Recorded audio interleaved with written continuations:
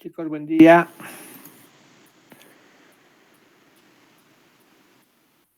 Se ve la pizarra. Hola, hola. Buen día, Inge, sí se puede ver. Gracias, Iván, por confirmar. Jocelyn, buen día. Gracias por confirmar. Ya están 22 personas en clase, entonces creo que podemos empezar.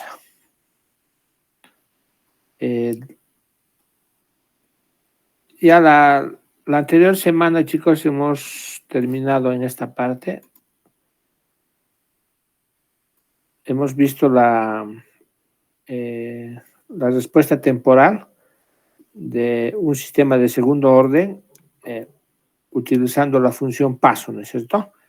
Hemos hecho todo este tema, hemos visto la clasificación de los sistemas de la respuesta temporal en función a la relación de amortiguamiento Z, que la hemos puesto acá, ¿no? La relación de amortiguamiento, y hemos visto todo el tema matemático, ¿no? Para hacer al final el cálculo de la ecuación que representa la respuesta temporal, y la hemos dibujado, ¿cierto? Entonces, como estamos mostrando acá en este ejemplo, a medida que Z va haciéndose más grande, quiere decir que hay atenuación, ¿cierto? Cuando Z es cero, la relación de amortiguamiento es cero, entonces no hay atenuación, y por tanto el sistema oscila, pero a medida que va aumentando Z, el sistema pasa de tener una respuesta subamortiguada, necesito que tiene unas oscilaciones, y estas oscilaciones no se olviden que hemos dicho que son la frecuencia natural amortiguada, ¿listo? Omega sub D. Entonces yo puedo medir esto en el osciloscopio y directamente decir cuánto es omega sub D y utilizar esta fórmula para calcular omega sub N, la frecuencia natural no amortiguada del sistema. ¿Sí? Entonces hemos visto eso y hemos hecho lo mismo para el caso de cuando Z vale 0, cuando Z vale 1, ¿no? Y al final cuando Z es mayor a 1. ¿No? No sé si se han dado el tiempo de verificar todo esto que estábamos haciendo. Les dije que lo verifiquen para ver si realmente está bien esta ecuación. ¿Hay alguien que quiera decir algo? Como dicen en las bodas, o dicen algo ahora o callan para siempre.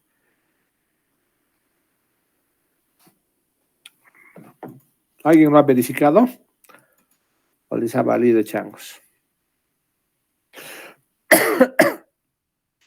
Les ha valido, ¿no? Sí sale, dice la Jocelyn. Antes has verificado.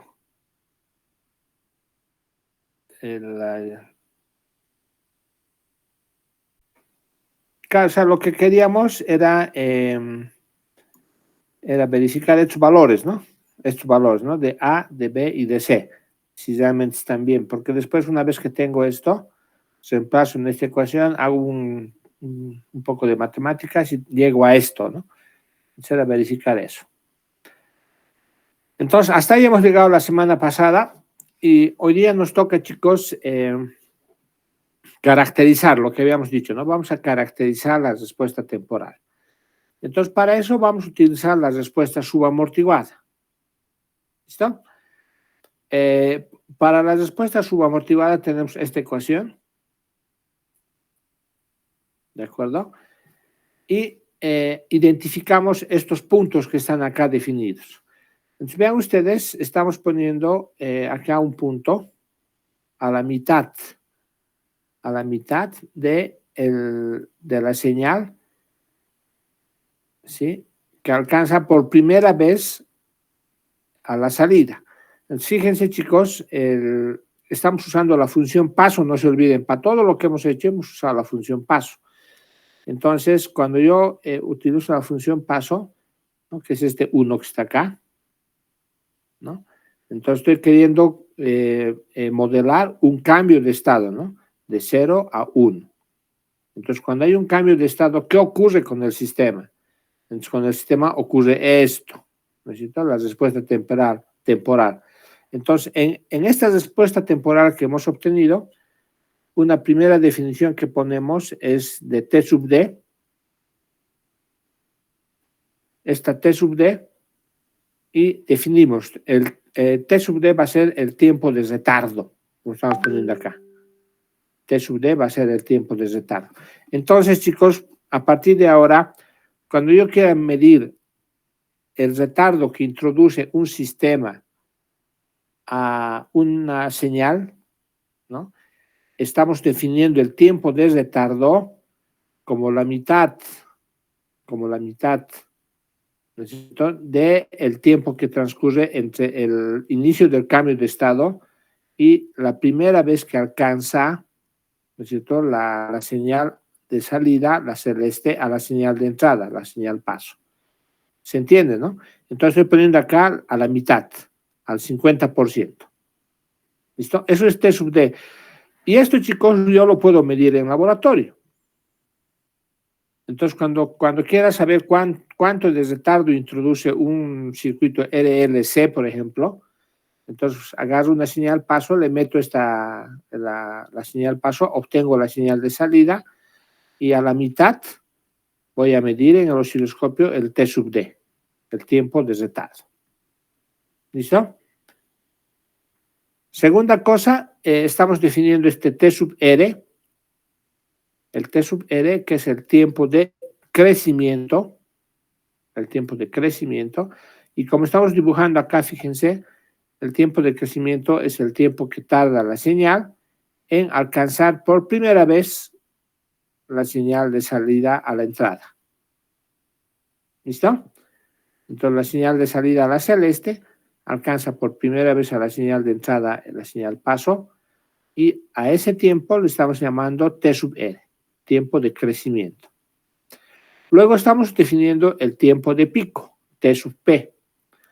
¿Qué es el tiempo de pico?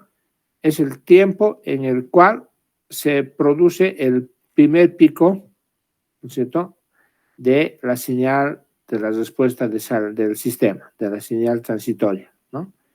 Entonces, como hay esta oscilación, este pico voy a medirlo en un tiempo T sub P. Y luego, la famosa línea verde que habíamos puesto al principio, fíjense, nos vamos a acordar un poco de eso. Esta línea verde, ¿no?, esta línea verde que separa el tiempo de la respuesta temporal de la respuesta estacionaria, ¿sí? Ese tiempo lo estamos llamando T sub S. Este tiempo de establecimiento. Y vean ustedes que este tiempo, a diferencia de los otros, es arbitrario. Yo no lo estoy poniendo como en el caso de T sub R, por ejemplo, su definición de T sub R es el tiempo que transcurre, ¿no es cierto?, desde que empieza el cambio de estado hasta que la señal de salida alcanza por primera vez la señal de entrada. Entonces es bien preciso, vean. Igual el T sub P, igual el T sub D. En cambio, en el T sub S, en el tiempo de establecimiento, yo lo estoy poniendo donde sea. Entonces, como ingenieros, sabemos que esta señal va a alcanzar a la salida, la señal celeste va a alcanzar a la entrada cuando t tienda a infinito. Entonces, si aplicamos el límites a esta ecuación, vamos a ver eso, ¿no? Cuando t tiende a infinito, la salida y de t va a ser igual a 1, ¿no? Pero eso es matemáticas, ¿no? Para la ingeniería eso no sirve mucho. Entonces, ¿qué hacemos como ingenieros?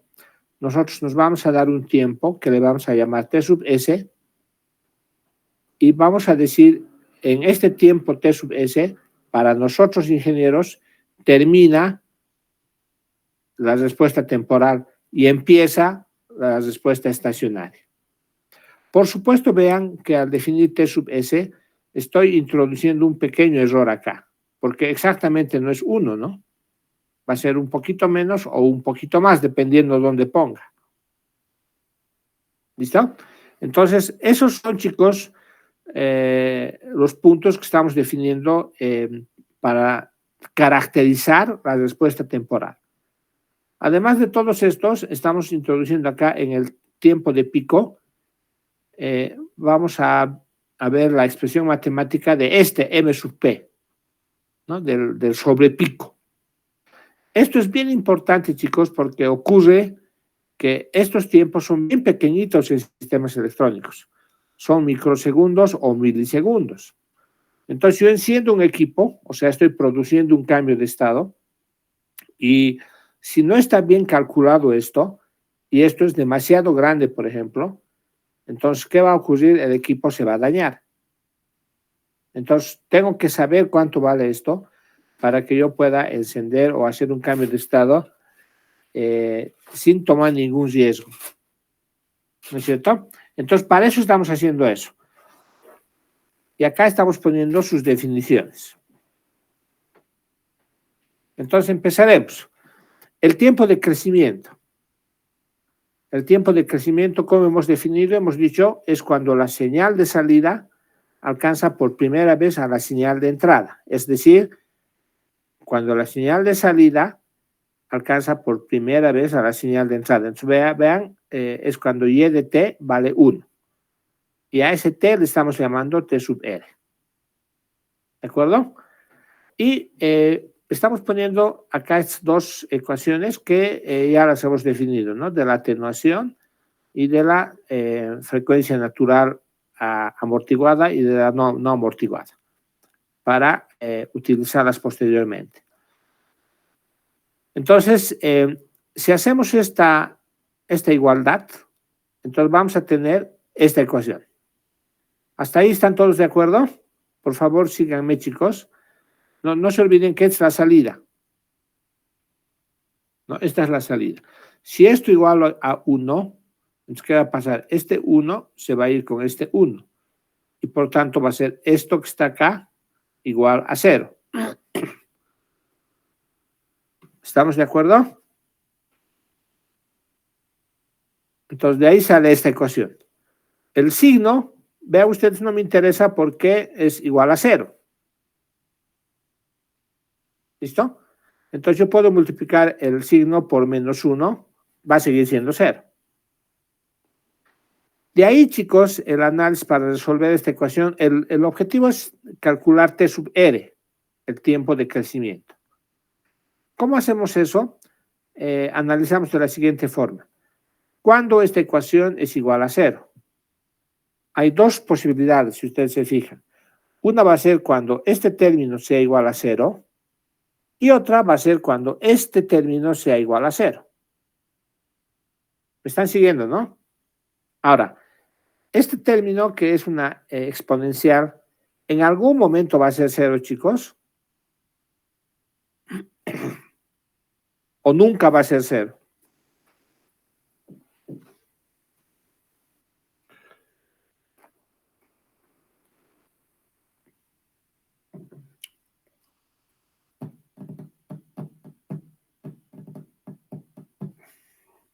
¿Alguien?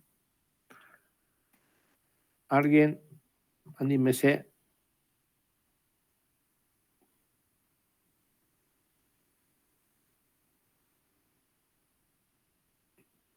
¿Por qué no participan? No dicen nada, changos.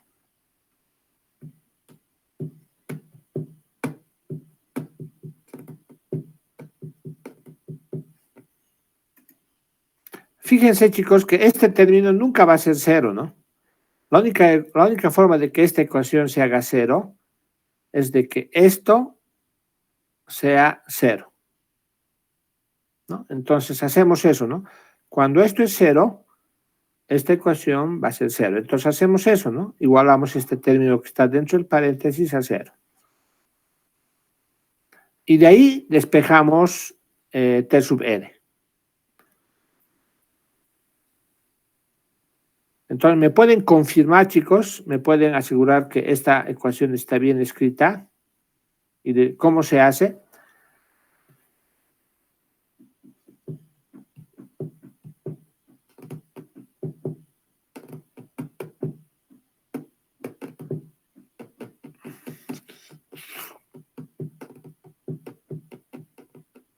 Vean lo que estoy haciendo, estoy dividiendo, ¿no? Seno entre coseno es para hacer la tangente, ¿no? Y de ahí igual a 0, ¿no? Entonces, esto va a pasar acá como 1. ¿No es cierto? Y le saco la tangente inversa de acá para despejar el R, el T sub R.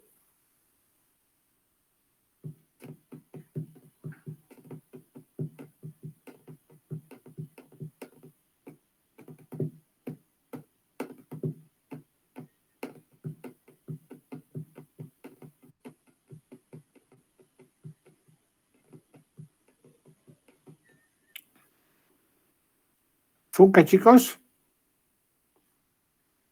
Entonces tenemos la expresión matemática. Tenemos la expresión matemática para calcular el tiempo de crecimiento. Entonces, en este tiempo es cuando la señal de salida va a alcanzar por primera vez a la señal de entrada. ¿Listo? Y como estamos viendo acá, podemos escribirla en términos de la relación de amortiguamiento o podemos escribirla en términos de la frecuencia natural amortiguada y la atenuación del sistema.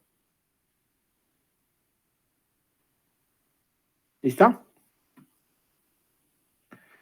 Segundo parámetro de la relación, segundo parámetro de la respuesta temporal, el tiempo de pico. Este tiempo. ¿Cómo calculamos el tiempo de pico, chicos?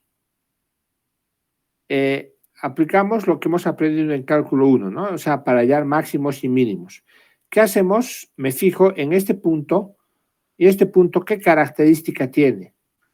Este punto tiene la característica de que la pendiente es 0. ¿Necesito? La pendiente es horizontal, es 0. Entonces, ¿qué hago? Para calcular las pendientes, ¿qué hago? Derivo. Entonces voy a derivar la señal de salida y voy a igualar a 0. Entonces, eso me va a dar el tiempo de pico. Y eso es lo que estoy haciendo acá, fíjense. Estoy derivando la señal de salida y voy a evaluarla cuando t es igual a t sub p. ¿Listo? Y de ahí hago la parte matemática, ¿no? Entonces, igual que en el razonamiento de este lado, acá igual nos preguntamos, ¿no? ¿Cuándo esta ecuación va a ser igual a 0? Es la derivada, ¿no? Esto es la derivada de esta ecuación. ¿Sí? Entonces, esta ecuación que está aquí abajo va a ser igual a 0 solo cuando esto sea 0. Porque este término nunca va a ser 0. ¿Listo?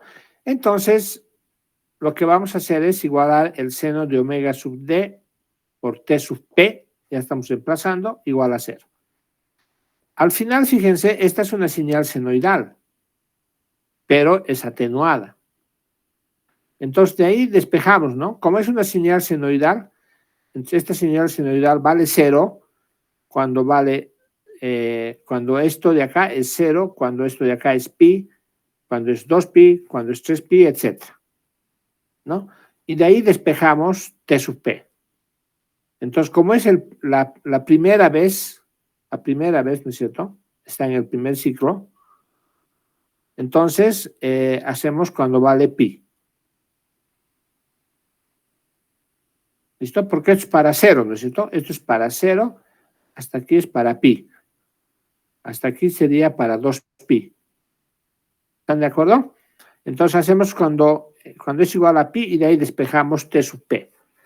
Entonces, esta sería la ecuación de el tiempo de pico. Entonces, el tiempo en el que va a ocurrir este pico va a ser pi sobre omega sub d. Entonces, vean, depende de la frecuencia natural no amortiguada. O perdón, de la frecuencia natural amortiguada.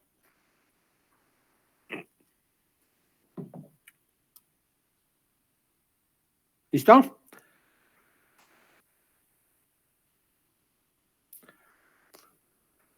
Ahora, como ya tenemos T sub P ya tenemos, entonces para hallar M sub P, lo único que vamos a hacer es reemplazar esto en esta ecuación. Ahora, fíjense, por favor, chicos, acá. ¿Cómo voy a hallar T sub P? T sub P voy a hallar diciendo este valor M sub P, ¿no es cierto? El valor de la señal, menos 1, menos esto. O sea, es este valorcito, ¿no? Este segmentito es este valor, la señal de salida evaluada en T sub P, menos 1. ¿Están de acuerdo? A eso le llamamos M sub P. Y el resto es matemáticas. Entonces ahí está, vean, estoy reemplazando este T sub P en esta ecuación y estoy utilizando lo que hemos hecho. M sub P es igual a Y de T sub P menos 1. Y el resto hago un poco de matemáticas y tengo esta expresión. Entonces el sobrepico en función de la atenuación y de la frecuencia natural amortiguada y el sobrepico en función de la relación de amortiguamiento. ¿Listo? Entonces ya tenemos esos valores. Finalmente nos queda el tiempo de establecimiento. El tiempo de establecimiento, como hemos dicho, nosotros vamos a ponernos esa línea verde para decir dónde termina la respuesta temporal y dónde empieza la respuesta transitoria, o perdón, la respuesta estacionaria.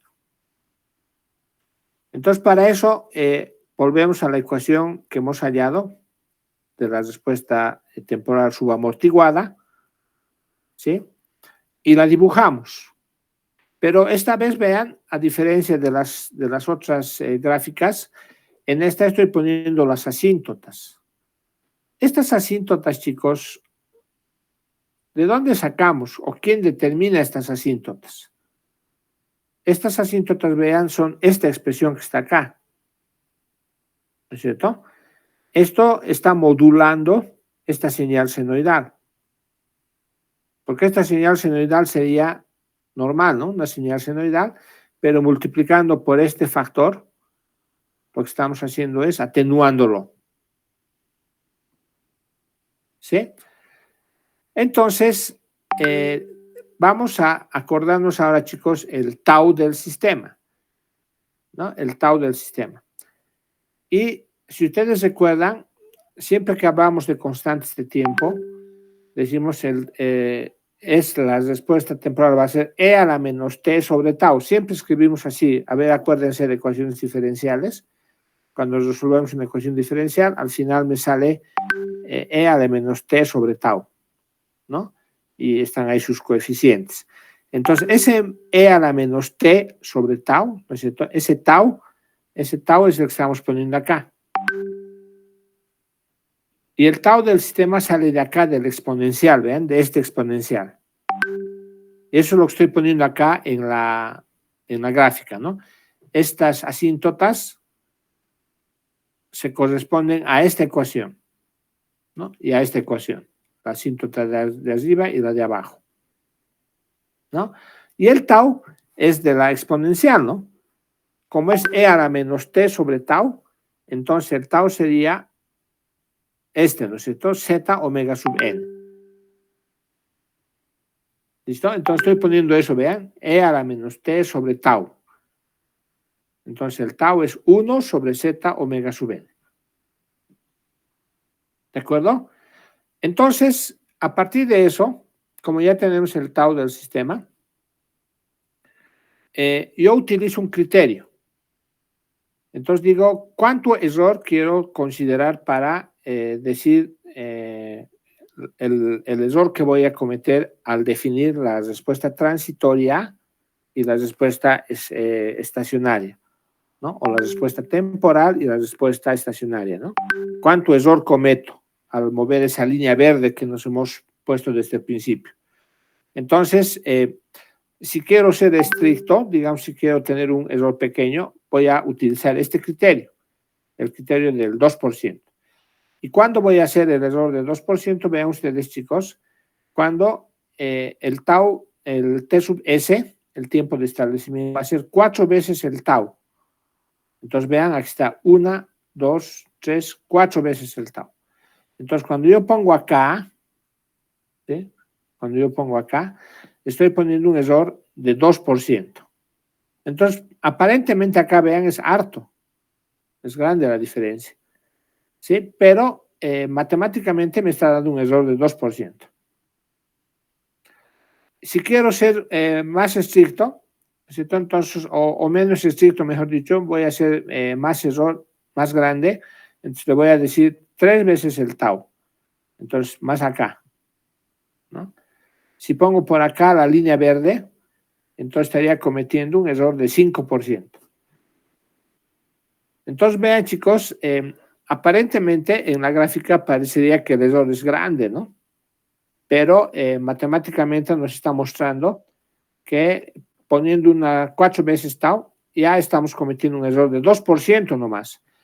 Y si ustedes se fijan en el laboratorio, tenemos resistencias de 10% de tolerancia, de 5% de tolerancia.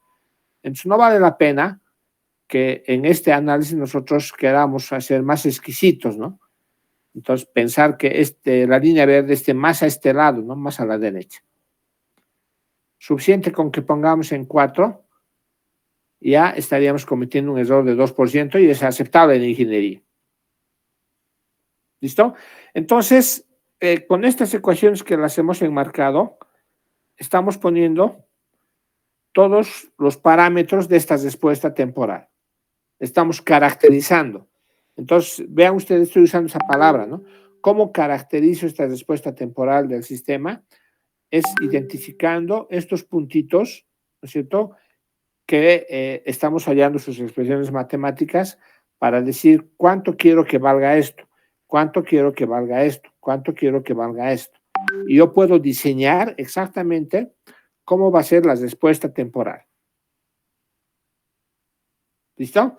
Entonces, para eso estamos haciendo. Entonces, no se olviden, chicos, porque esto es bien importante en la siguiente materia que van a llevar ustedes en Control 1, porque nosotros diseñamos un controlador para controlar un determinado sistema y obligarle a tener un tipo de respuesta temporal con unas determinadas características. De ahí sale la caracterización. Entonces, ¿por qué se va a caracterizar la respuesta temporal? Se va a caracterizar por donde yo ponga estos puntitos. ¿Sí? Y de ahí vamos a decir, yo quiero que mi sobrepico sea tanto, yo quiero que mi retardo sea tanto, o yo quiero que mi tiempo de establecimiento sea tanto, y de ahí vamos a tener ¿qué se llama? El diseño del controlador para esas características. ¿Listo? ¿Se entiende, chicos? El concepto es lo que yo quiero que se quede, porque no se olviden, chicos, que estamos analizando sistemas de segundo orden. Pero ¿qué tal si les planteo un sistema de tercer orden? ¿Cómo procederían ustedes como ingenieros? O les planteo un sistema de cuarto orden, ¿no? Entonces, ¿cómo procederían como ingenieros? Entonces, lo que queda, chicos, son los conceptos. Estas expresiones matemáticas las podemos hallar, ¿no es cierto?, para un sistema de tercer orden, de cuarto orden, lo que quieran, pero va a ser un chorizo matemático que al final, como ingenieros, nos tenemos que preguntar si vale la pena hacerlo. Entonces, como ya hemos hablado varias veces, recuérdense del circuito RC, recuérdense del tanque que hemos hablado, del sistema de 2 tanques. Entonces, yo podía hacer aproximaciones como ingeniero, ¿no? Y decir, el sistema de 2 tanques lo puedo considerar como si fuera de un solo tanque si hago esto. ¿Qué era eso? Era que la altura del segundo tanque sea mucho más pequeña que la altura del segundo tanque. Entonces, en esas condiciones, yo puedo considerar que el sistema es de primer orden, vean, y no va a ser un sistema de segundo orden. Y en el circuito RC, recuerdan, lo que hacía era, para obtener una determinada función de transferencia como yo quiero, lo que hacía era que una realimentación que era la corriente I3 sea despreciable, ¿no? Matemáticamente necesitaba que sea 0, pero en ingeniería lo único que necesito es que sea muy pequeña, ¿no? Entonces, en esas condiciones yo puedo aproximar sistemas de orden superior a un sistema de segundo orden o de primer orden. Entonces, es bien importante esos conceptos, chicos. Entonces, esto lo que quiero, por favor, pedirles es que cuando tenga un sistema de cuarto orden, por ejemplo, entonces yo qué voy a hacer como ingeniero, voy a ir al laboratorio y voy a meterle la señal paso.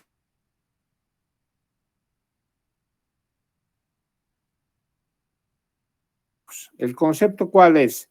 Es que cuando la señal de entrada y la señal de salida se cruzan por primera vez, ese punto lo voy a llamar tiempo de crecimiento. Voy a observar este puntito del primer pico, le voy a llamar tiempo de pico. Y puedo medir eso en laboratorio. Entonces, vean ustedes, como ingenieros no vamos a hacer más matemáticas de las necesarias. Lo que estamos queriendo hacer es construir los conceptos que nos van a permitir analizar, hacer frente a sistemas más grandes. ¿Listo? Entonces, espero que les convence ese razonamiento, que es lo que normalmente queremos como ingenieros que se quede.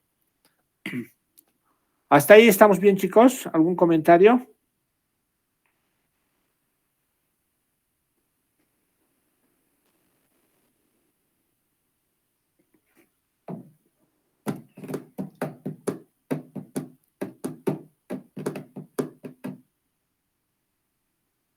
Todo ok, dice Jocelyn. Y el resto no dice nada.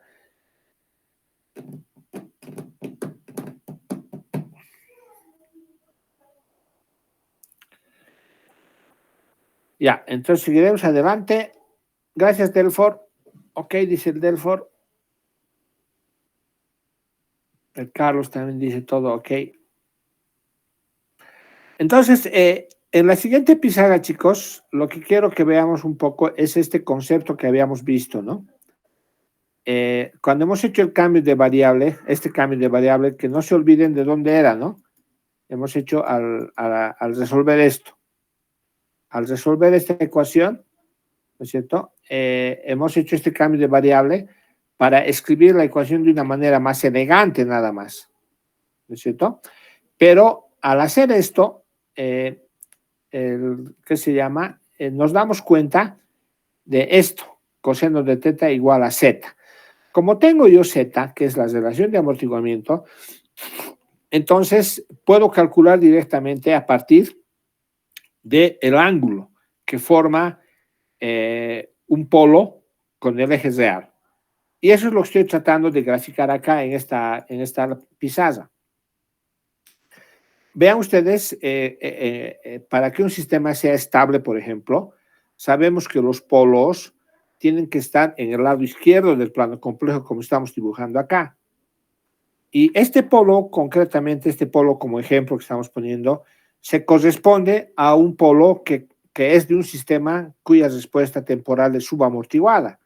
¿Por qué? Porque hemos dicho para que la respuesta sea subamortiguada, el polo tiene que tener parte real y tiene que tener parte imaginaria. ¿No es cierto? Eso, no se olviden esas cosas, chicos. Entonces, si ocurre eso, nosotros podemos medir el ángulo. Podemos medir el ángulo que forma este polo con el eje real, con el eje de la atenuación. ¿Sí? Y no se olviden, chicos, que la atenuación nosotros la hemos definido de esta forma. Entonces, la atenuación directamente podemos relacionarla con estos parámetros del sistema real, ¿no? Este B, que es el coeficiente de amortiguamiento del sistema, y esta J, que es la inercia del sistema. No se olviden que hemos partido de eso, ¿no? Entonces, lo bonito de esto es eso, ¿no? Yo tengo un polo en el plano complejo, mido el ángulo, ¿no es cierto? O calculo el ángulo, y directamente tengo la relación de amortiguamiento. Entonces, moviendo este polo, poniéndolo más arriba o más abajo, ¿yo qué estoy haciendo? Estoy moviendo la relación de amortiguamiento. Entonces, esa es la importancia de esta ecuación, chicos.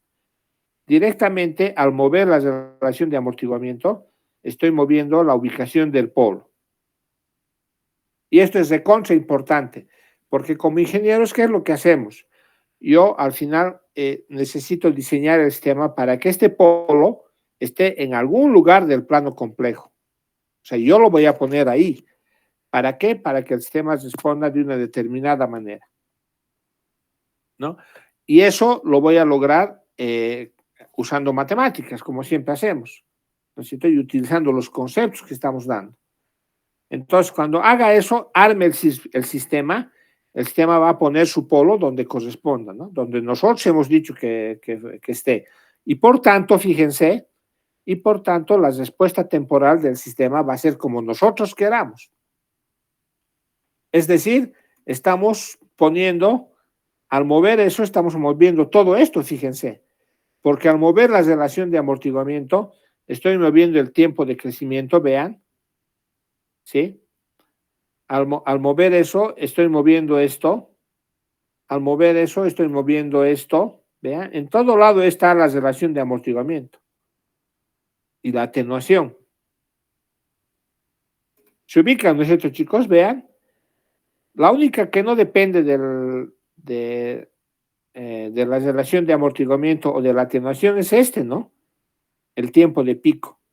El tiempo de pico depende de la frecuencia natural amortiguada solamente. Entonces, el único que voy a poder mover con estos parámetros. Pero los demás, vean, dependen matemáticamente, dependen de la atenuación o de la relación de amortiguamiento. ¿Sí? Entonces, eso es lo que estamos haciendo al mover este polo. Al mover este polo, donde yo quiera, estoy moviendo la relación de amortiguamiento. Y al mover la relación de amortiguamiento, estoy cambiando las características de la respuesta temporal del sistema. Entonces, así de potente esta ecuación, chicos. Es tan sencilla, pero involucra muchas cosas detrás, ¿no? Entonces, con esto, chicos, terminamos la respuesta temporal de los sistemas lineales. Y a manera de conclusión, lo que les dije ya, ¿no? Véanlo esto como conceptos, chicos, por favor. No lo vean como ecuaciones matemáticas, que las ecuaciones al final son frías, ¿no? Pero si lo vemos como conceptos detrás de esas ecuaciones, entonces vamos a poder ampliar este conocimiento para analizar sistemas de orden superior, ¿no? De tercer orden, de cuarto orden. Y tenemos los elementos de ingeniería para hacer esas aproximaciones. Lo que yo siempre discurseo es, les digo, en ingeniería no nos tenemos que complicar la vida, ¿no? Con matemáticas o con física. Lo lindo de la ingeniería es que nosotros podemos hacer algo, como echarle aceite, por ejemplo, a una superficie para eliminar el rozamiento. Entonces, de esa manera estoy eliminando, por ejemplo, la fuerza normal, estoy eliminando la fuerza de rozamiento, o estoy disminuyéndola. La estoy disminuyendo tanto que la puedo despreciar. Entonces, al despreciarla, estoy haciéndome la vida más fácil y el sistema funciona. Y eso es lo que queremos en ingeniería, ¿no? Que el sistema funcione. ¿Listo? Entonces, con esto, chicos, cerramos el CATU de respuesta temporal. No sé si tienen alguna consulta, algún comentario de este capítulo. Y hasta aquí daríamos el segundo parcial.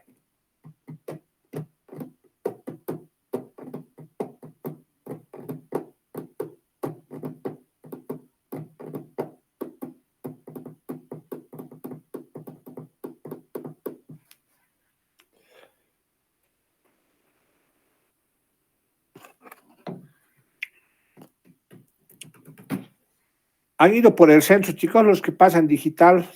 ¿Cómo está el centro hoy día?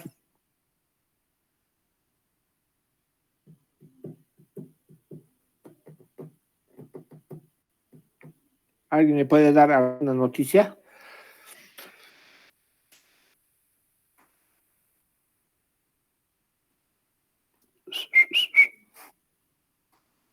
Nadie dice nada, che, en la clase. Ingeniero, yo he ido y está todo tranquilo. ¿Se puede llegar, Robbie? Sí, normal.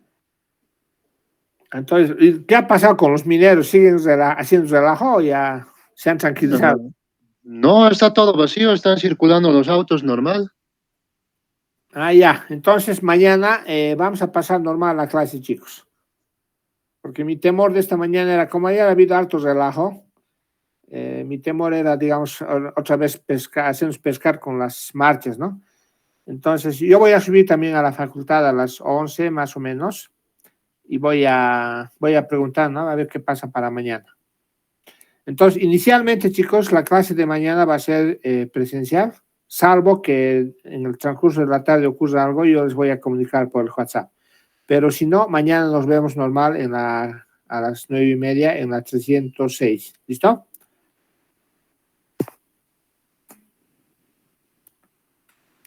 Ya, Roby, gracias por la ayuda, por la noticia. Eso siempre es... lo que me interesa, chicos, como ustedes vienen de varios lugares, si alguien me diga, ¿no? Digamos, yo desde mi casa, digamos, no he podido llegar, y entonces ya sabemos más o menos cómo manejarnos para mañana. Entonces nos vemos, chicos, que les vaya bien. Hasta luego, Inge. Chao, Iván. Chao, Jocelyn. Hasta luego. Hasta luego, Nos Inge. vemos. Chao, Carlos.